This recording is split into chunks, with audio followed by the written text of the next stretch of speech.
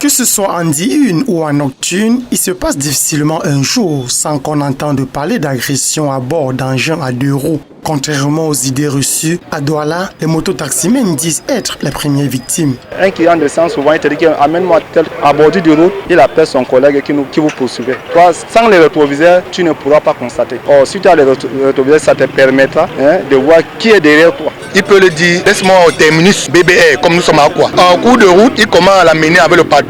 Déjà au terminus, il dit que je veux t'augmenter 500, tu me laisses. À la via service, quand il arrive, il sort, que le motoman constate que son frère qu'il a cru, c'est un bandit. Tous ne sont pas les benzineurs. Chacun sait pourquoi il a sa moto.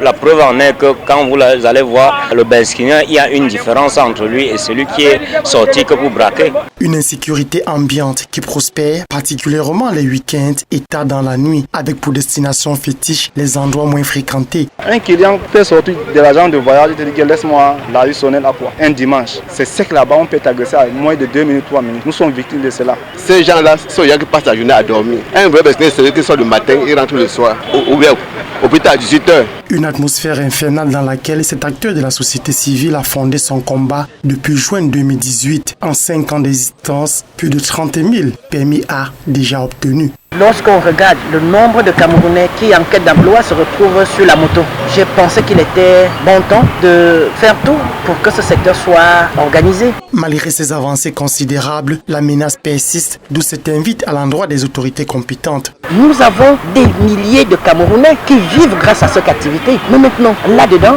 on a des mauvaises personnes qui viennent polluer le secteur. Et tout de suite, on dit, ce sont les mototaxis. Non, ce sont des bandits. Une riposte globale devenue nécessaire dans un pays où aucune localité ne semble être épargnée de ces dérives de ce qu'on pourrait qualifier de brigands aux couleurs de mototaxi.